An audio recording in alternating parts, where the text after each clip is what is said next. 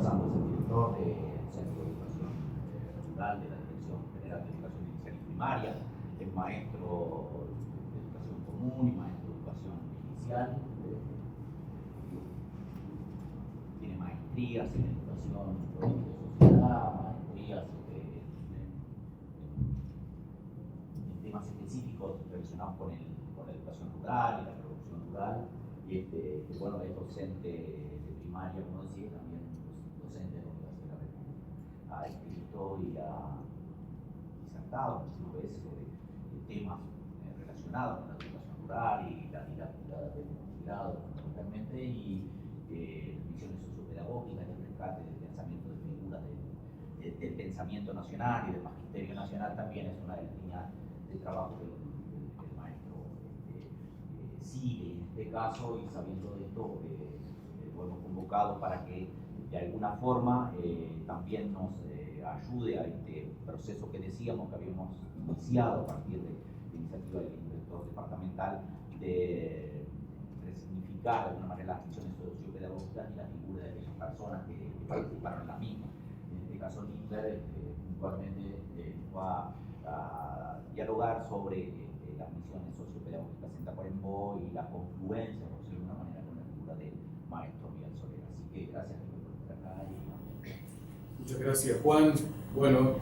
muchas gracias a todas y a todos ustedes. Es un placer realmente estar aquí en Tacuarembó una vez más y en el Instituto de Formación Docente en particular. Saludo con beneplácito a la iniciativa que han tenido en el marco de estos días donde conmemoramos mucho sobre la educación rural por el 15 de mayo, recordar algunos acontecimientos como las misiones sociopedagógicas que forman parte de una rica historia que todos conocemos, y quienes nos introducimos en ella siempre es bien interesante poder pasar desde distintos lugares de entrada, de distintos caminos, que los hay y muchos.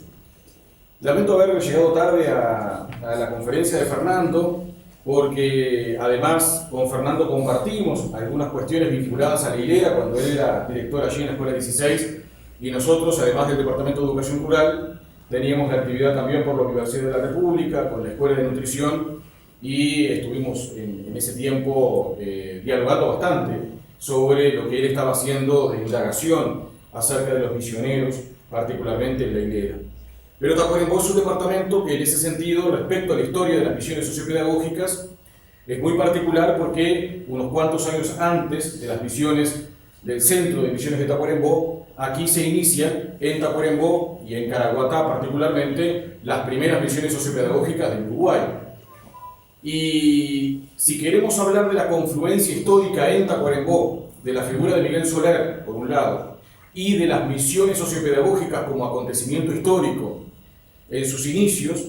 tenemos que hablar particularmente de 3 años en la historia de la educación rural en Uruguay, que son los años 1943, 1944 y 1945. 3 años consecutivos que la historia marca como estas dos figuras, la de una persona, la de un maestro de referencia como Miguel Soler, hace sus primeras armas como docente rural en el Uruguay, en la Escuela 89 de los Vázquez, en 1943 y 44, y al año siguiente, en 1945, como decíamos, se desarrolla la primera misión sociopedagógica, cuyos protagonistas principales son y es bueno decirlo, que estamos en una institución de formación docente, son los estudiantes magisteriales de los institutos normales de Montevideo, guiados por el maestro Julio Castro, que además era su profesor, y a través de quien habían conocido ya las misiones pedagógicas o sociales y pedagógicas que se daban en otros lugares, porque esto no es un invento del Uruguay. De hecho, las misiones sociopedagógicas, tal como los estudiantes de Montevideo la realizan en julio del año 1945, en ese invierno bastante lluvioso, el invierno del 45, a Caraguatá, se inspiran en un modelo que particularmente tenía dos antecedentes muy claros,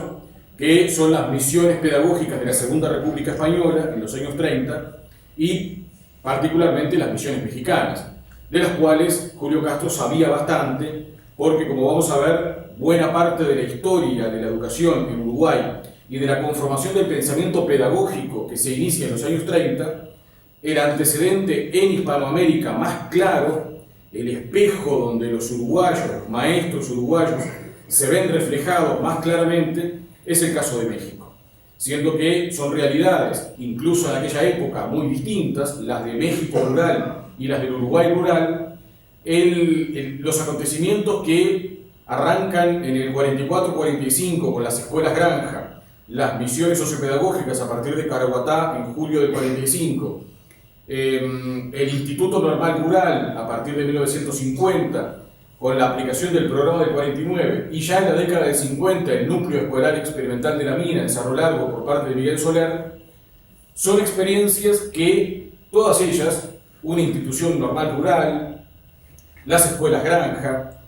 y esto de las misiones pedagógicas, tienen antecedentes en México, en el México postrevolucionario, ya en los años 20 y 30, es decir, Uruguay parece ser una versión diferida de algo que había ya acontecido en México, y ahí hay una figura claramente que traslada el modelo mexicano al Uruguay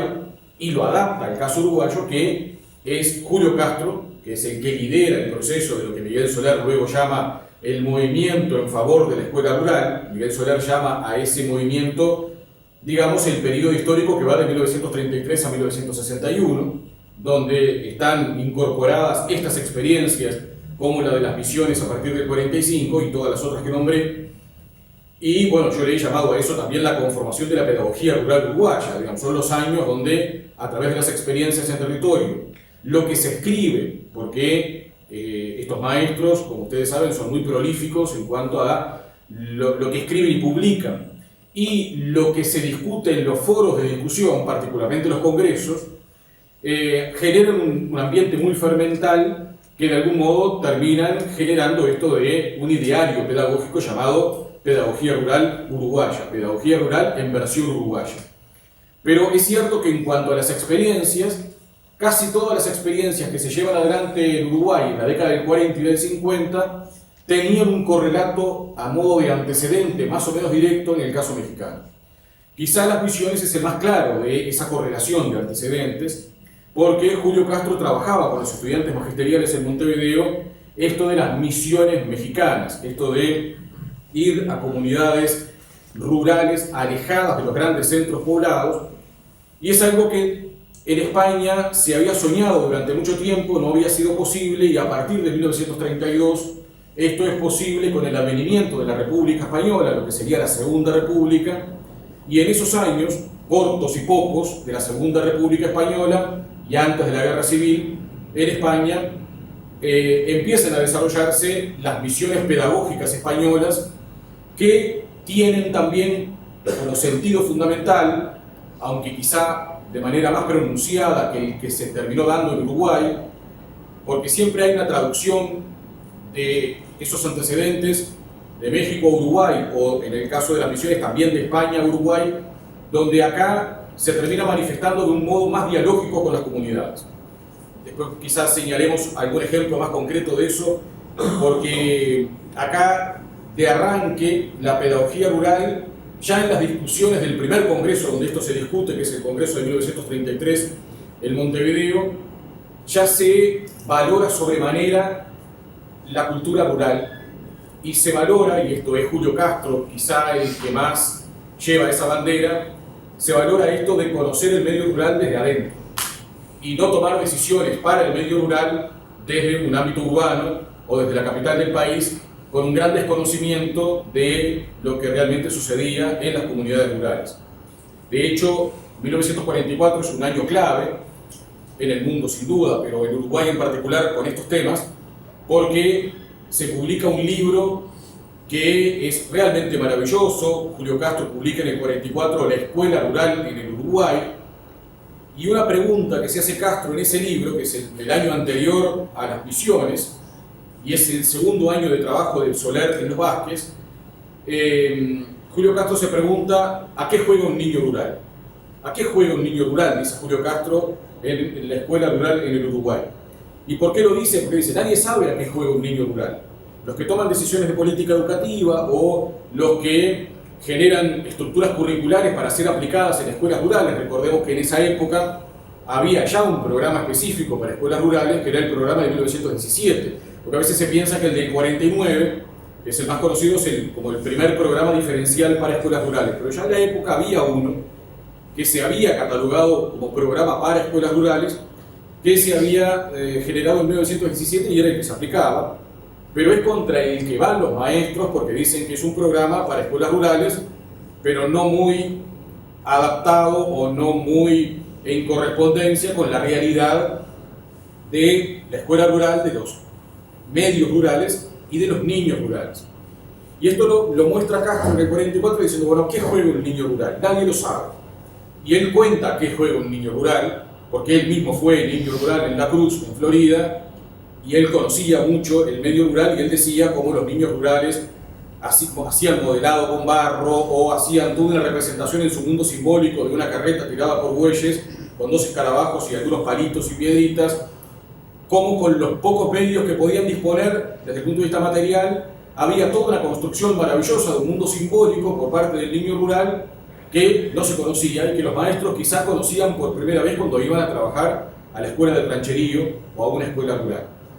Y eso, como a modo de advertencia, Castro lo señala un año antes de la misión. Pero la misión del 45 es muy importante por fundacional, porque a partir de allí se genera la misión de 1947 en Pueblo Fernández, en Salto, y por supuesto, como bien decía Fernando con el ejemplo de la hilera, ya en la década del 50 empiezan a crearse los centros departamentales de misiones, y ya hacia el 57 el organismo oficial, el Consejo de Enseñanza Primaria y Normal, toma esto que hasta entonces eran actividades más bien voluntarias y las oficializa y crea como una estructura propia para las misiones a nivel nacional. Algo discutido en la época, pero que por lo pronto el ala del magisterio vinculada con la educación rural, de conformación de esta pedagogía, es decir, la liderada por Julio Castro, estaba muy de acuerdo en que se oficializaran las misiones, como también se oficializó en 1949 el programa que enteramente había sido redactado por los maestros y puesto a consideración en el Congreso de Piriápolis en enero de ese año, y como la mayoría de las acciones del propio núcleo escolar experimental eran acciones que los propios maestros presentaban a las autoridades y que en general en la década de 50 las autoridades aprobaban y apoyaban. De tal modo que ese periodo de formación pedagógica es un periodo que nace muy de abajo, muy de la propia experiencia y de las propuestas de los maestros. Y las misiones no son una excepción, porque esto parte de los estudiantes que, conociendo estas misiones de México y de España, plantean conocer un rancherío por dentro, una conformación rural, la del rancherío, que también conocían a través de Julio Castro.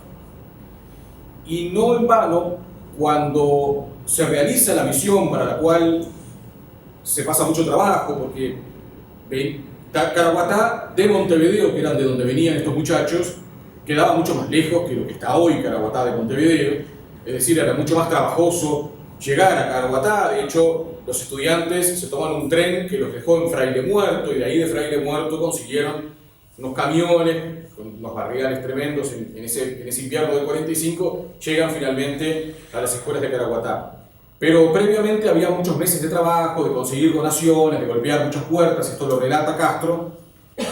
Pero lo que movía era, por un lado, la realización de la misión, pero por otro lado también esto de conocer una realidad desconocida en buena parte de la sociedad uruguaya. Recordemos que el año 45 y particularmente julio y agosto, julio se realiza la misión, pero entre julio y agosto es donde podemos conocer la primera publicación, que es casi simultánea en la realización de la misión, que son los artículos de Castro en las contratapas del semanario Marcha de Montevideo, que es donde podemos ver en 5 números seguidos, entre julio y agosto, cada viernes, que era el día que salía Marcha en Montevideo,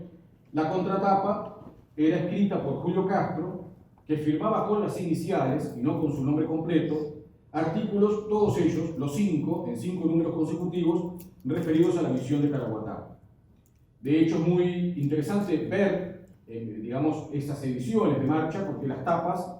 están todas dedicadas al inminente final de la Segunda Guerra Mundial. Recordemos que agosto del 45 es cuando caen las bombas sobre Hiroshima y Nagasaki, las bombas atómicas, y las contratapas son de Castro hablando de Caraguatá. Es muy interesante ubicar también que es algo que los maestros de la época hacían con mucha frecuencia, y esto, el primer defensor de eso es Miguel Soler, que hasta sus últimos días nos decía un buen maestro debe leer los diarios, esto de nada de lo humano nos debe resultar ajeno, no importa dónde ocurra. Y Miguel Soler siempre planteaba esto, y después a través de Rastrojos vemos que ya cuando estaba en los Vázquez pensaba así, esto de manejarse en el entorno y en el contexto inmediato, conociendo sus problemas, pero también manejarse en esta escala humana de la humanidad y desempeñarse como docente siendo consciente de los problemas que aqueja a la humanidad. Y sin duda que para este magisterio rural, como había ya pasado antes con la Guerra Civil Española, en la década del 40, la Guerra Mundial y el final de la Guerra Mundial del año 1945 es tema de conversación, es tema de lectura y es tema de debate. Y por eso es muy representativo como esos semanarios marcha, esos números de marcha, se refieren al final de la guerra por un lado y se refieren a Caraguatá por el otro. Y cuando uno lee el primero de los artículos, Julio Castro dice: estos artículos los voy a firmar contra mi costumbre, porque si uno mira Marcha desde el 39 que se funda, y Julio Castro está siempre vinculado con Marcha, a veces como redactor responsable o como secretario de redacción, pero siempre forma parte de Marcha, incluso luego cuando está en otros países y termina hablando de política internacional. Julio Castro era un autor muy versátil, digamos, en cuanto a los temas que trataba, por su doble condición de pedagogo y educador, y además periodista. Esa doble condición la pone en juego en Caraguatá, porque él va con los muchachos como educador, como su profesor, pero como periodista, y como periodista en ese caso de la educación, termina relatando con un sentido político y de denuncia las condiciones en que la gente vivía en un rancherío, tomando el ejemplo de Caraguatá, pero siendo consciente de que había más de 100 y pico de rancheríos en el país, o quizás más, y 130.000 personas viviendo en ellos. Ya eso lo conocían los estudiantes a partir de Julio Castro. Y Julio Castro, así como se había preguntado el año anterior a qué juega un niño rural, en el año 45 arranca el primer artículo sobre la misión a Caraguatá, diciendo esto de esta realidad que vamos a describir, y la vamos a describir sin desplantes, la vamos a describir sin lenguaje esquivo, vamos a ser tan crudos como cruda es la realidad con el lenguaje, y me hago cargo de lo que digo y por eso voy a firmar estos artículos, dice Castro, y firma con sus iniciales, o sea, no cabe duda que es él, porque para buscar los otros artículos de Castro en la época hay que intuir quién lo escribe, porque no lo firma. A partir de la década del 50 sí, ya hay un estilo editorial de firmar los artículos, y ahí ya los artículos van a aparecer firmados, de Castro y de todos los autores. Pero él dice, esta realidad de la cual vamos a hablar, que hemos constatado en Caraguatá, es una realidad que no se conoce o no se quiere conocer. Gran parte de la sociedad, sobre todo montevideana, no la conoce, porque el interior le queda muy lejos, en el sentido de es un país que no mira esa realidad, que es suya también, es un país que se enorgullece porque es la Suiza de América, porque hay además una expectativa económica a partir de la reconstrucción europea favorable para el país, etc. Pero en ese mismo país, del cual nos enorgullecemos por tener incluso un sistema educativo avanzado, esconde una realidad rural, y una realidad que algunos autores dudan si es rural o no, o es otra cosa, que es la realidad del rancherío, porque una cosa es el medio rural, y esto también lo va a decir Castro, y otra es el medio del rancherío, parecen cosas diferentes. Uno podría decir, bueno, el rancherío es parte del medio rural, pero hay una gran distancia entre el medio rural agrícola, del área metropolitana, del sur del país o de la cuenca lechera, y el medio rural del rancherío, que estaba presente en casi todos los departamentos. De hecho, el mapa de los rancheríos, que ustedes conocen muy bien porque el CFE editó hace un tiempo un libro sobre las misiones, y ahí aparece encastrado un mapa, que es reproducción de un mapa que se hizo en el año 55, y aparecen rancheríos como puntos rojos en todo el país, excepto Montevideo y Canelones.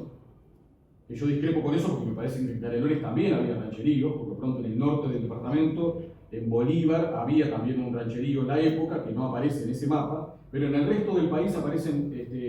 rancheríos en todos los departamentos, o sea que hay gran cantidad, era una conformación muy frecuente, y eso es distinto a los otros medios rurales por las razones que Castro describe allí. Y él dice, esta realidad existe, pero hay quienes no la conocen, y hay quienes, conociéndola, miran para otro lado. Es decir, que también no se quiere ver. Es una realidad que debería avergonzar al país, pero también no se muestra o no se quiere ver. Entonces, claro, el resto de los artículos es la descripción cruda que Castro advierte va a ser de Caraguatá, de algún modo escribiendo a partir de los ojos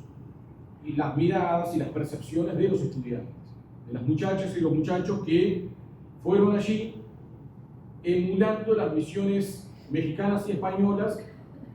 y haciendo algo que hoy podría rechinar un poco, que es llevar cultura. Claro, esto de llevar cultura a Caraguatá, como en el caso de España por parte de la República, llevar cultura a los pueblos alejados de las grandes ciudades, hoy en día, dicho así, suena muy raro, porque es como decir, llevamos cultura al lugar donde no hay cultura.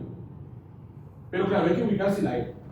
Hay que ubicarse en una época donde todavía no había algo llamado relativismo cultural, que la antropología luego introduce, y que es esto de que hay culturas, solo que son diferentes, pero no hay seres humanos sin cultura. Y en cualquier lugar hay manifestaciones culturales y ninguna vale más que otra. Pero en la época estaba muy instalado esto de que había ciertas lenguas, había ciertas pautas culturales, ciertas costumbres que efectivamente eran más valiosas que otras, y bueno, y así ocurrió el colonialismo y así, digamos, buena parte de la historia.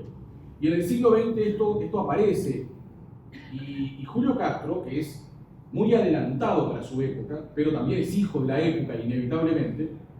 se sorprendía de algunas cuestiones como que en Caraguatá había, y él lo señala así en su texto, hijos ilegítimos, hijos de madres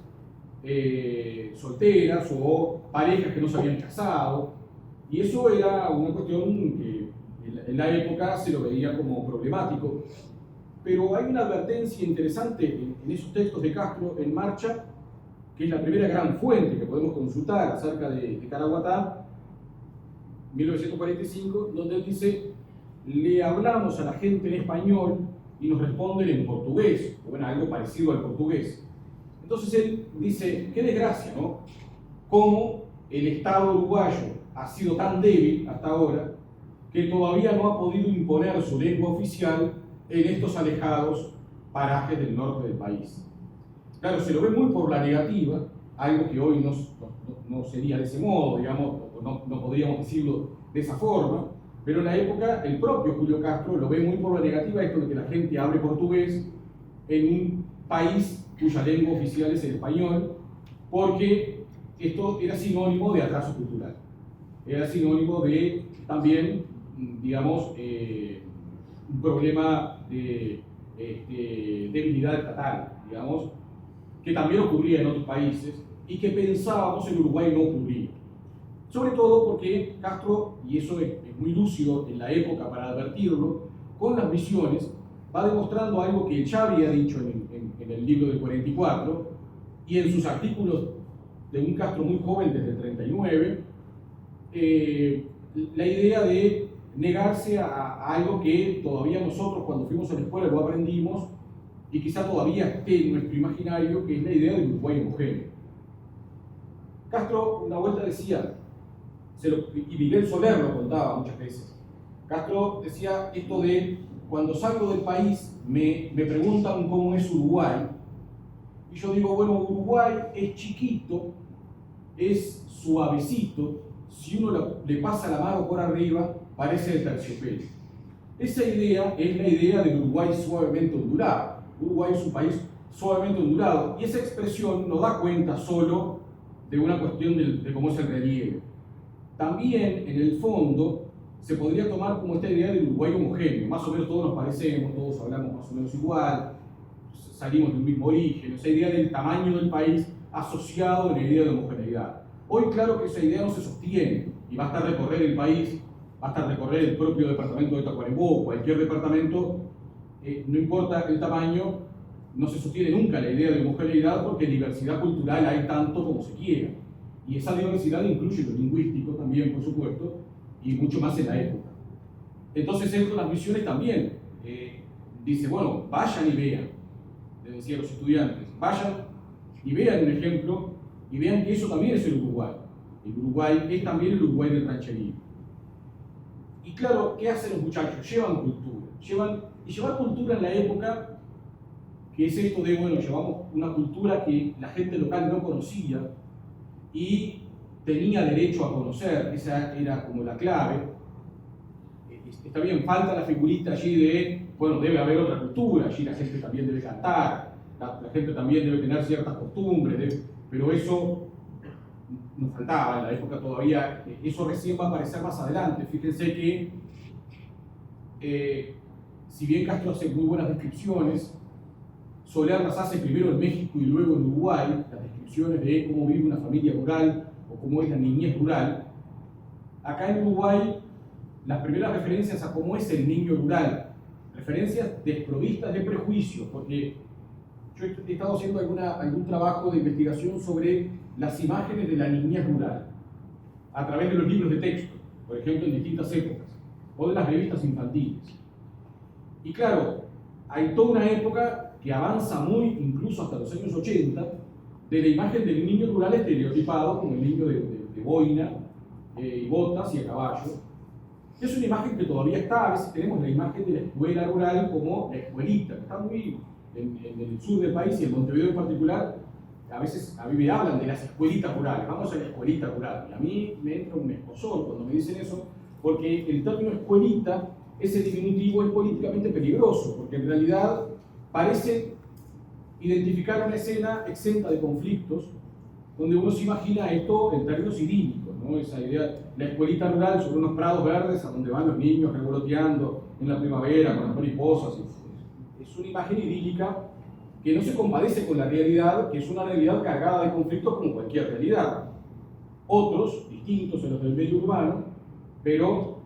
de todos modos no puede ser nunca imaginada de esa forma. Y contra eso Castro y luego Soler van. Pero esta idea de llevar cultura, claro, estaba inspirada, fíjense que en España se llevaba a las comunidades rurales alejadas, en la misión, aquello que se suponía que esas comunidades atrasadas, entre comillas, nunca habían visto. Por ejemplo, una película de cine, o por ejemplo, una obra de teatro, o un disco con música, y se seleccionaban discos con distintas piezas musicales del mundo para mostrar. Y acá no se llegó a eso, pero en el caso de España se hacían incluso reproducciones de obras a tamaño natural, digamos, al tamaño original, reproducciones de las grandes obras de los pintores españoles, de Goya, de Velázquez. Y se llevaban eso en camiones y en grandes galpones se instalaban para que la gente del lugar pudiese ver un Goya o pudiese ver un Velázquez, siendo que esas obras estaban en el Museo de la Reina Sofía o en el Museo del Prado de Madrid. Es decir, llevar cultura era sinónimo de llevar los productos de la cultura, es decir, los cuadros, los discos, las películas, los celuloides, los productos de la cultura, la obra de títeres, la obra de teatro. Y eso es lo que hacen los estudiantes, llevan eso a Caraguatá, llevan los productos de la cultura, lo que se creía que podía enriquecer la vida de estas personas, siendo conscientes de que su vida no iba a cambiar por eso, en el sentido de que las condiciones materiales iban a quedar tal como las dejaban. Pero, y eso lo señala Castro, hay algo del orden de la denuncia también, que es efectiva por el Castro periodista que escribe esto en Marcha, y que genera incluso un debate en la prensa de la época. Pero ahí aparecen cosas que ya son bastante conocidas, como esto de llevamos cultura y nos encontramos luego en que había que, antes de cada función, dar de comer a la gente y los niños que venían descalzos en invierno, con un frío espantoso, porque los termina abrumando las condiciones reales en que la gente vivía dentro de un rancherío. Entonces, aquello que tenía un valor máximo para los estudiantes antes de ir a la misión, que eran los productos de la cultura por los cuales tantos habían trabajado, pasa luego a tener un valor mínimo en relación a otros problemas, como el del hambre o el frío, o la falta de vivienda inclusive, porque, al menos como se describe por parte de Castro, no había siquiera viviendas hechas y derechas, digamos, o algo parecido a ellas, en buena parte de esa conformación, digamos, cuasi urbana dentro de lo rural, digamos, que era el rancherío. Entonces, es interesante cómo esta idea de llevar cultura donde no había, luego queda desplazada a un segundo plano, o al menos desplazada, diferida en el tiempo, donde primero había que armar la olla y darles de comer, y la gente venía y los chiquilines venían, y luego se le ofrecía la película o se ofrecía la obra de teatro o la manifestación cultural que se había preparado para eso. Pero la conciencia en estudiantes muy jóvenes de, bueno,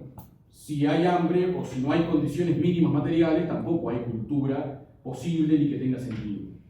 Esto en 1947, en Pueblo Fernández, en Salto, va a tener un testimonio casi jocoso, si no fuera porque lo que hay atrás es un gran drama humano, que también Castro lo escribe, y que es el último día de la misión, donde el propio Castro le pregunta a uno de los niños asistentes en Pueblo Fernández qué le había gustado más de la misión de esos días. ¿Y qué te gustó más de estos días? La obra de teatro, la película, la obra de títeres. Y entonces el niño con ojos grandes le dice al maestro Julio Castro, la polenta, maestro. Y eso Castro, más allá de si ocurrió así o no, pero Castro lo marca en su escritura para mostrar ese drama, para denunciarlo, digamos, bueno, esto es lo que sucede. Entonces, yo decía, las misiones de la República inciden mucho en Caraguatá, las misiones de la República Española, por esto de llevar los productos de la cultura. Y por esta idea, hoy podríamos catalogar sin temor errónea, pero en la época no había otra manera de concebirlo, bueno, allí no hay algo que podríamos llamar cultura y hay que llevar cultura. En el caso de México también eso había sucedido, pero en el marco de un concepto que quienes se han acercado a la educación rural lo conocen muy bien porque termina plasmado en el programa de 1949, con letras mayúsculas, que es un concepto que también trae Castro, lo trae de México directamente. Lo trae en un texto maravilloso y muy poco conocido, que es un breve libro de 1938, que se llama El proceso educacional en México, y que habla de la educación rural mexicana en la primera parte de los años 30. Y ahí él ya habla de un concepto que luego, unos cuantos años después, él mismo va a sugerir, nos contaba Miguel Soler, Julio Castro sugiere ponerlo en letras mayúsculas en el texto del programa, que se termina aprobando en Piriápolis primero por parte de los maestros y luego en Montevideo en octubre de ese año 49, y que es la casa es del pueblo porque es la casa de los hijos del pueblo, la escuela rural como casa del pueblo. Y rastreando esa historia de dónde venía esa idea de casa del pueblo, es una idea asociada a las misiones mexicanas y a las escuelas rurales mexicanas que antes de 1925 no se llamaban escuelas rurales, sino que se llamaban casas del pueblo. De hecho, los pedagogos mexicanos de la época, Moisés Sáenz y Ramírez y tantos otros, hasta 1925 hablaban de las instituciones educativas primarias en el medio del campo como casas del pueblo, y los letreros en las escuelas decían casas del pueblo. Hay congresos en Estados Unidos donde incluso participa Dewey. Dewey es alguien que se interesa mucho por ese proceso de educación rural en México. Nosotros conocemos a otro Dewey, el Dewey del escolanovismo, el Dewey de la Escuela de Democracia, el Dewey que estudiamos en Magisterio, pero hay un Dewey muy interesado en la educación rural, no la uruguaya, pero sí la mexicana, porque esa educación rural mexicana sobresale en América del Norte, particularmente en la década del 20, con las casas del pueblo, y a partir de 1925 con escuelas rurales, que sin embargo siguen teniendo el espíritu de las casas del pueblo. Moisés Sáenz, que es alguien además que es un referente en México y que primero Castro y luego Soler estudian mucho, y algunos de ellos porque lo conocieron, en México, dice, a partir de 1925, lástima grande, dice, las casas del pueblo dejaron de llamarse como tales y ahora son escuelas rurales. Pero las escuelas rurales siguen teniendo el mismo espíritu de comunidad y de socialización que tenían otrora las casas del pueblo. Y ese término, casas del pueblo, tanto subsiste en México como que Castro lo termina trayendo al Uruguay e incorporándolo al Magisterio Nacional y haciendo que el programa oficial de las escuelas rurales termina adoptándolo como parte de sus fundamentos, porque eso de que la escuela rural es la casa del pueblo aparece en los fundamentos, conceptos y fines del programa de 1949 en las primeras páginas. Y es interesante porque ahí hay una síntesis pedagógica que es traducción de una larga discusión, pero no es una expresión ni un concepto que nace en Uruguay, sino que viene de México y viene de ese mismo México del cual también proviene la idea de las misiones sociopedagógicas. Claro, hablar de estos 3 años, en Tacuarembó, 1943, 44 y 45, es referirse a la misión del 45, que por supuesto es lo más conocido porque es la primera misión sociopedagógica del país y es el comienzo de una larga historia, pero además porque esos 3 años nos terminan remitiendo a 2 figuras y a 2 países. Las 2 figuras claramente son Julio Castro y Miguel Soler, y los 2 países claramente son México y Uruguay, porque son países en esto de la educación rural muy hermanados,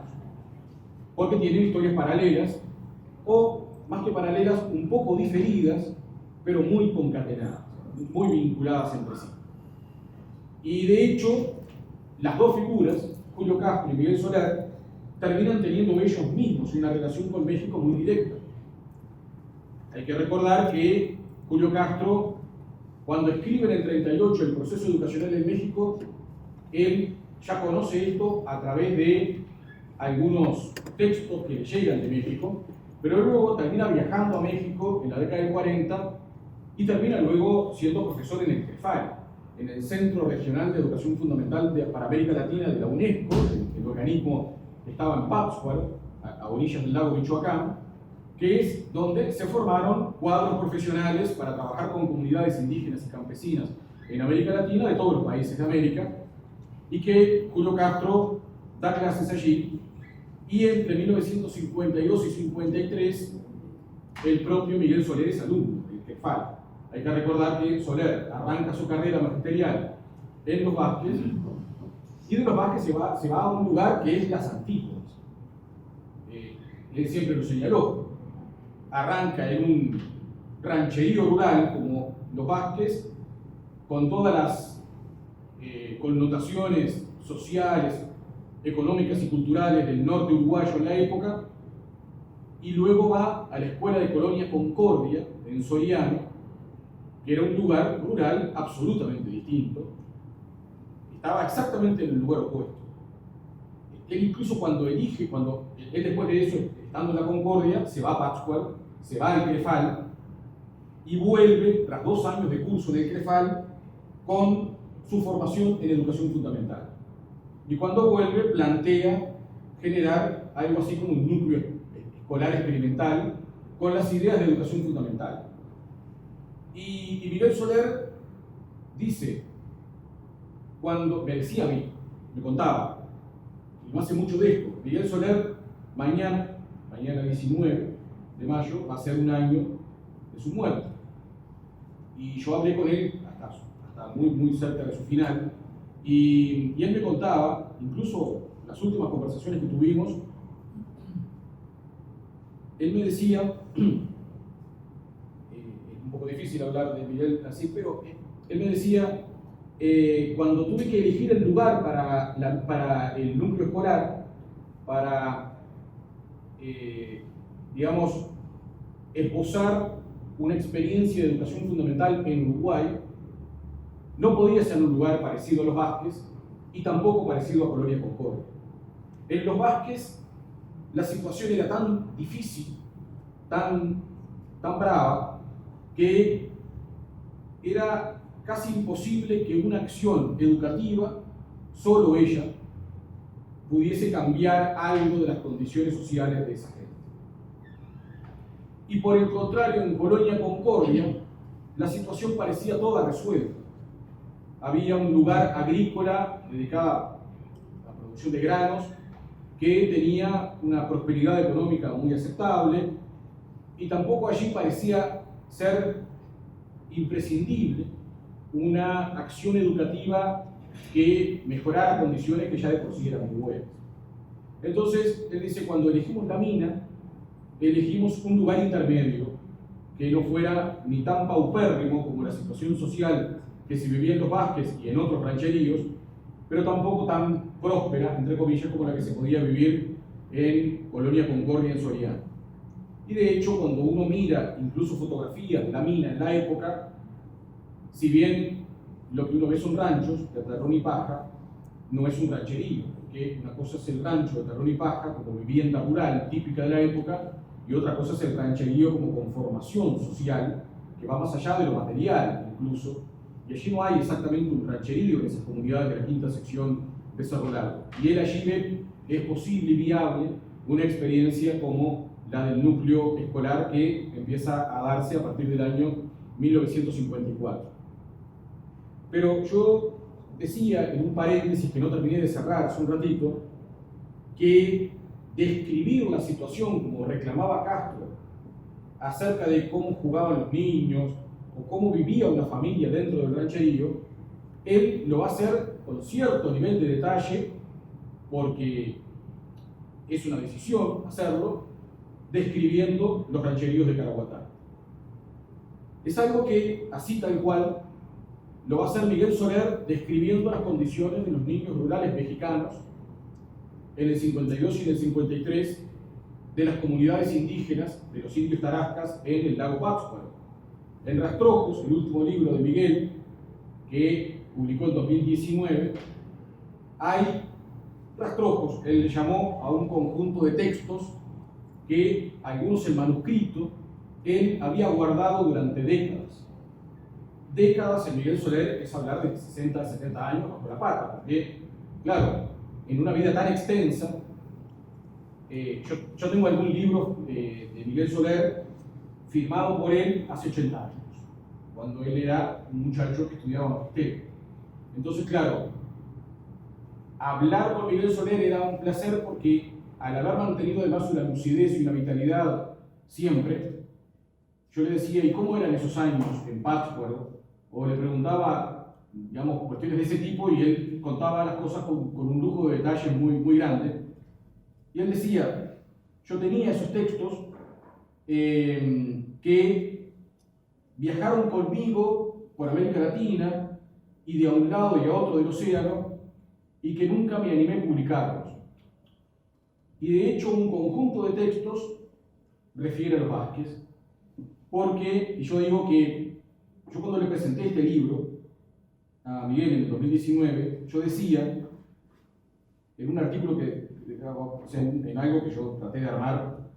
para comentar un libro de Miguel Soler, que es algo bien difícil, pero que terminó publicándose eso como un artículo en la revista Quehacer Educativo. Yo decía que de los rastrojos, cosas sueltas, digamos, que quedan ahí, que él termina